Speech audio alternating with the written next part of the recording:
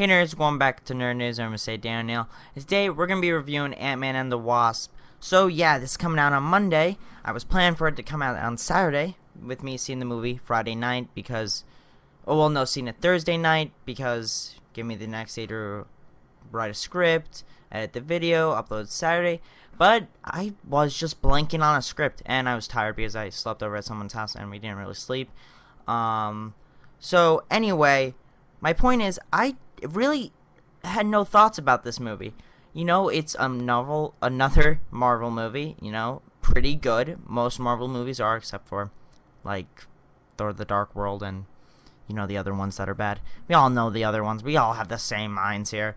Anyway, my point is, I didn't really have a lot of thoughts after the movie. I was like, okay, that's just an hour, or like 2 hours of my life that were enjoyable. But there were some noticeably good moments in this movie, like the Wasp. The Wasp was amazing in this. I really liked her action scenes, though mainly the one in the kitchen. And yeah, the fight scenes were more. There were more fight scenes in this than the first one, which I really liked. It felt like in the first one, even though I love the first one, which is like my 8th top 10 favorite Marvel movie of all time, it felt like it was missing on action scenes. You know, there was a big fight at the end, the one with the Falcon, which is actually a really sick Marvel fight scene of like all of them. But that's really it. You know, we have a training scene, and then that's it. So I'm just glad we saw a little more fight scenes. You know, I understand that Scott Lang has to understand his powers a little more, and I just really like the shrinking aspect in fights, especially in the Marvel universe. In Civil War, when he shrunk and fought Black Widow, very cool. It's just a, like, you know, Captain America, he punches someone. I mean, he blasts someone, you know. This is just something different that we haven't seen a lot, and I want to see more, and I'm glad that we saw a lot more of that in this movie. It's still funny in this movie. Not as funny as the first one. In my opinion, Luis is still amazing as ever, going on his little rants. Paul Rudd is great. He's a sweetheart. Sweetheart. I love everything about the comedy. That's why I love the first Ant-Man. That's why it works so well. You know, they don't really take themselves too seriously, and they kind of know that they're like Scott Lang is kind of like you in the movie. He's like, are you just gonna put Micro in front of everything? So yeah. Also from this point on, there will be spoilers. Spoilers. If you haven't seen it, I mean, it's Monday. The movie came out Friday/Thursday, so, and it's the summer. If you haven't seen it, you're not gonna see it. Let's be honest here. The actors just seem like they're always having fun on set, which is, you know, something that's very nice to see. I like to see that, like, when, like, they all have charisma with each other. I really like seeing that, and it feels like they're doing this right off the bat. Like, Paul Rudd, that's his personality. His personality is Scott Lang and just goofing around and just being himself. Now, let's go through the bad. Not really bad, but just not interesting. There was no clear goal of this movie. Yes, it was to get Janet out of the Microverse, but that was it, you know? That was the Wasp's goal and Hank Pym's goal, to get their mom/wife out of the quantum realm. Scott was just there because there was a reason that Ant-Man had to be there. For reasons. Realistically, he didn't need to be in this movie, which kind of sucked. Because, you know, he had no clear goals. Like, if anything, he had to stay home. And he just decided not to because he wanted to get the Wasp as a date, I guess. I don't know.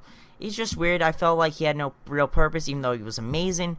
I don't know. It was just kind of egging me on throughout the entire movie.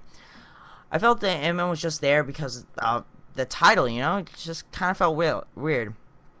I wish there was a little bit more of Janet and basically the whole other age of heroes. So, like in Ant-Man 1, they basically hinted at Hank Pym as Ant-Man and Janet Van Dyne as the Wasp, and this whole other age of heroes, like in the 80s and 90s, and that I kind of wanted to delve deeper into.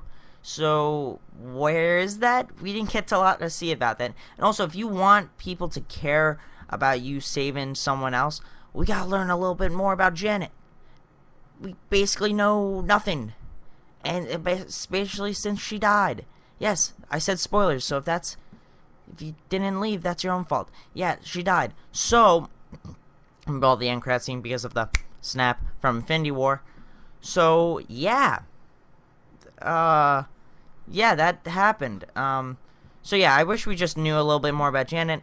So yeah, and it also felt like there was no weight on the movie. What happened? Like, let's just say Ghost won. If you know Ghost.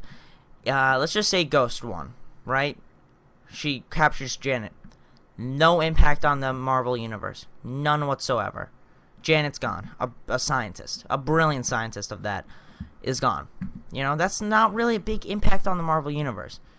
And it felt like Janet being back brought no impact on the Marvel Universe. Now, you might be like, well, Danny, why can't you just let the movie stand on its own without it being a part of this whole other universe? I agree. But you can't just have a universe where, like, these things, like, basically gods above men, like, kind of just walk around and then just, like, have a movie with, like stakes like this. It kind of just feels not important to basically everything else. That's my other point.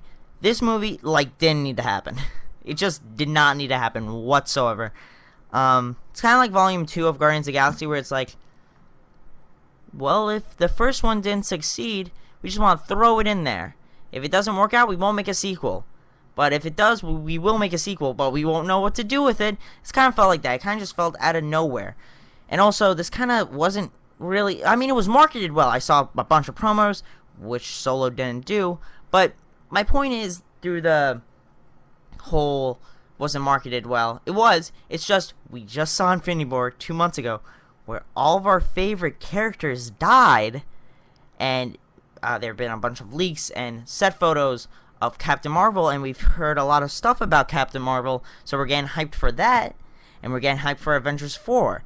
So, and this is just kind of in the middle somewhere where it's, like, in an awkward position, and it's not really the movie's fault, but, like, I don't care about Ant-Man and the Wasp right now. I want to know about all the heroes that just died.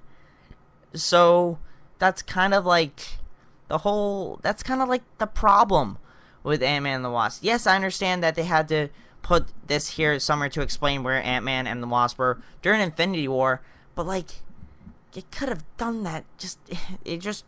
It felt like a bad spot. They could have made another end credit scene in Infinity War just to explain what was happening, or like what happened to Ant-Man and the Wasp. If you don't know, you probably do. Hank Pym, the Wasp, and Jan Van Dyne died, and Ant-Man is stuck in the quantum realm. So how does he get out? We don't know.